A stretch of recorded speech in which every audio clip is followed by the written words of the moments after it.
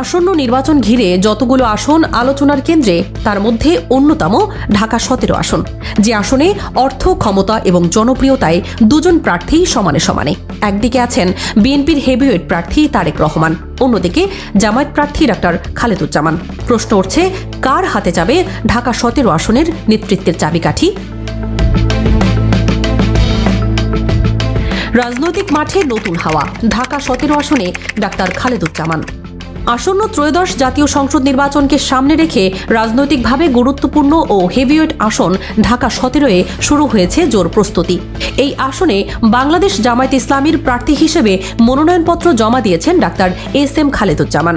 মনোনয়নপত্র সংগ্রহ ও জমা দেওয়ার পুরো কার্যক্রম জুড়ে তার সঙ্গে ছিলেন জুলাই যোদ্ধারা। তারা জানান, কোনো দলীয় পরিচয়ের কারণে নয়, বরং ডাক্তার খালেদুজ্জামানের সততা, কাজ ও মানুষের কল্যাণে নিরলস প্রচেষ্টার কারণেই তারা তার পক্ষে অবস্থান নিয়েছেন।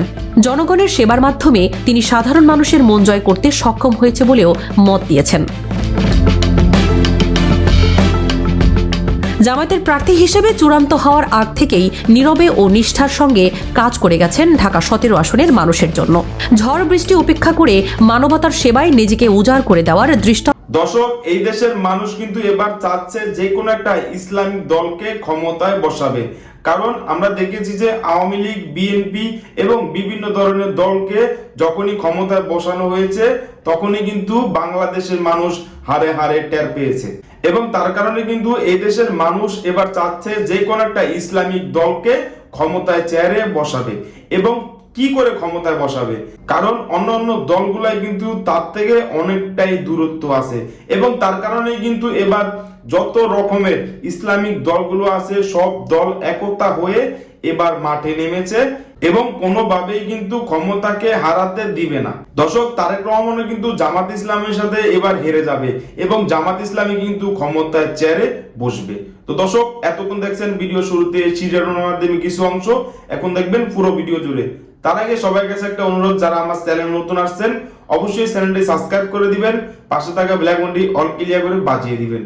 তো দর্শক, চলেন একটা লাইক দিয়ে সম্পূর্ণ ভিডিওটা ধৈর্য সহকারে দেখতে থাকুন। আসন্ন নির্বাচন ঘিরে যতগুলো আসন আলোচনার কেন্দ্রে তার মধ্যে অন্যতম ঢাকা 17 আসন, যে আসনে অর্থ, ক্ষমতা এবং জনপ্রিয়তায় দুজন প্রার্থী সমানে সমানে। একদিকে আছেন বিএনপির হেভিওয়েট প্রার্থী তারেক রহমান, অন্যদিকে জামায়াত প্রার্থী ডাক্তার খালেদুজ্জামান। প্রশ্ন উঠছে, কার হাতে যাবে ঢাকা 17 আসনের নেতৃত্বের চাবিকাঠি? রাজনৈতিক মাঠে নতুন হাওয়া, ঢাকা 17 আসনে ডাক্তার খালেদুজ্জামান। আসন্ন ত্রয়োদশ জাতীয় সংসদ নির্বাচনকে সামনে রেখে রাজনৈতিকভাবে গুরুত্বপূর্ণ ও হেভিওয়েট আসন ঢাকা 17-এ শুরু হয়েছে জোর প্রস্তুতি। এই আসনে বাংলাদেশ জামায়াত ইসলামীর প্রার্থী হিসেবে মনোনয়নপত্র জমা দিয়েছেন ডাক্তার এস.এম. খালেদুজ্জামান। মনোনয়নপত্র সংগ্রহ ও জমা দেওয়ার পুরো কার্যক্রম জুড়ে তার সঙ্গে ছিলেন জুলাই যোদ্ধারা। তারা জানান, কোনো দলীয় পরিচয়ের কারণে নয়, বরং ডাক্তার খালেদুজ্জামানের সততা, কাজ ও মানুষের কল্যাণে নিরলস প্রচেষ্টার কারণেই তারা তার পক্ষে অবস্থান নিয়েছেন। জনগণের সেবার মাধ্যমে তিনি সাধারণ মানুষের মন জয় করতে সক্ষম হয়েছে বলেও মত দিয়েছেন। জামায়াতের প্রার্থী হিসেবে চূড়ান্ত হওয়ার আগ থেকেই নীরবে ও নিষ্ঠার সঙ্গে কাজ করে গেছেন ঢাকা 17 আসনের মানুষের জন্য। ঝড় বৃষ্টি উপেক্ষা করে মানবতার সেবায় নিজেকে উজাড় করে দেওয়ার দৃষ্টান্ত স্থাপন করেছেন তিনি। গত 28 ডিসেম্বর ঢাকার সেগুনবাগিচায় রিটার্নিং কর্মকর্তার কার্যালয়ে জুলাই যোদ্ধাদের সঙ্গে নিয়ে আনুষ্ঠানিকভাবে মনোনয়নপত্র জমা দেন তিনি। এর আগের দিন 27 ডিসেম্বর ঢাকা উত্তর সিটি কর্পোরেশনের সহকারী রিটার্নিং অফিসারের কার্যালয় থেকে জুলাই যোদ্ধাদের সঙ্গেই মনোনয়নপত্র সংগ্রহ করেন এই জামায়াত প্রার্থী। ঢাকা 17 আসনে বিএনপির প্রার্থী তারেক রহমান, রাজনীতিতে নতুন উত্তেজনা। অন্যদিকে ত্রয়োদশ জাতীয় সংসদ নির্বাচনে অংশ নিতে ঢাকা 17 আসনের জন্য মনোনয়নপত্র জমা দেন বিএনপির চেয়ারম্যান তারেক রহমান।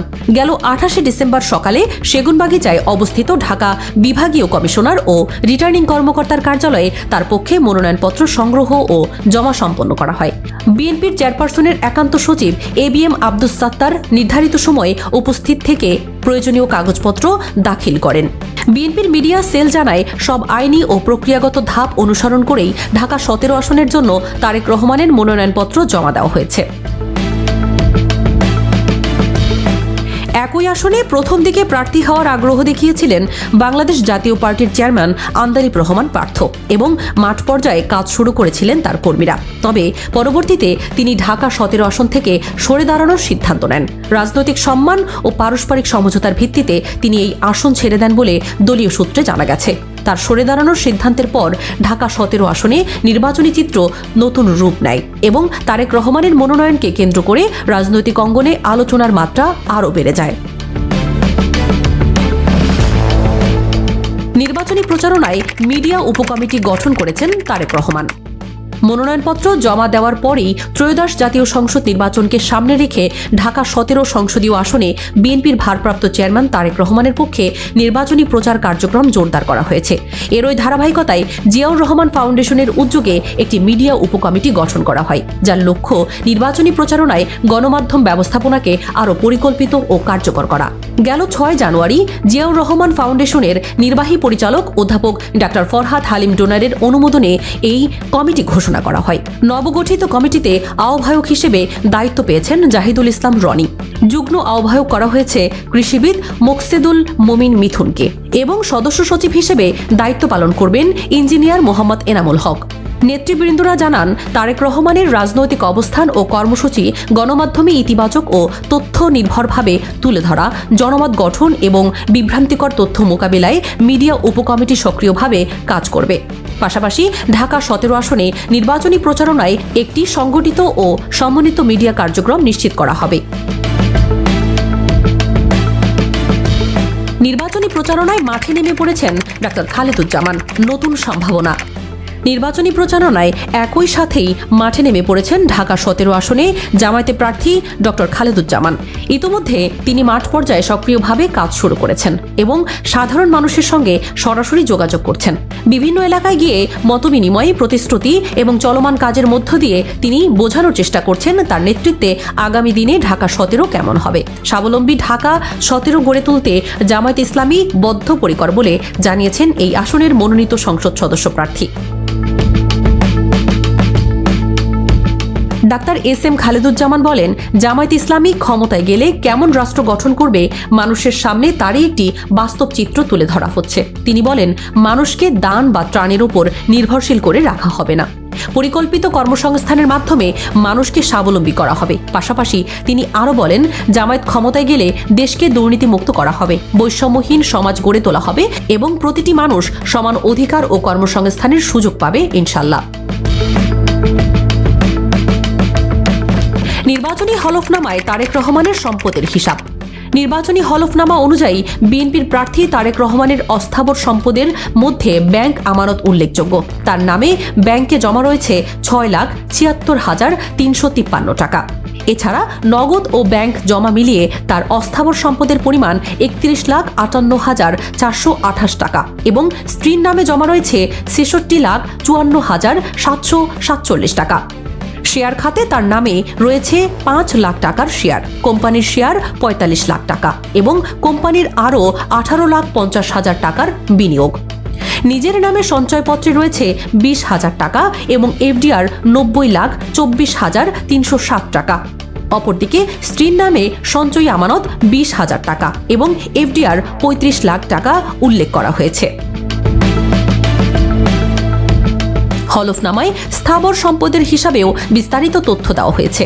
অর্জনকালীন মূল্য অনুযায়ী তার নামে রয়েছে 3,45,000 টাকা মূল্যের 2.01 একর ও 1.4% জমি। এছাড়া নিজের নামে আরও 2.9% জমি দেখানো হয়েছে।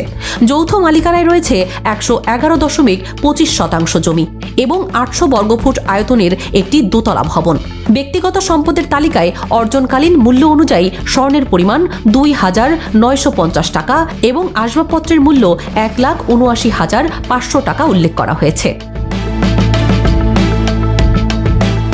নির্বাচনী হলফনামায় ডাক্তার খালেদুজ্জামানের বিপুল সম্পদ। নির্বাচনী হলফনামা অনুযায়ী জামায়াত ইসলামী মনোনীত প্রার্থী ডাক্তার এস.এম. খালেদুজ্জামান পেশায় চিকিৎসক হলেও মূলত একজন সফল ব্যবসায়ী। তার হলফনামা থেকে জানা যায়, ব্যবসা খাত থেকে তার বার্ষিক আয় 3,52,00,000 টাকা, অর্থাৎ প্রায় 3.5 কোটি টাকা। এর বাইরে শেয়ার বাজার, সঞ্চয়পত্র ও ব্যাংক আমানত থেকে তিনি বছরে প্রায়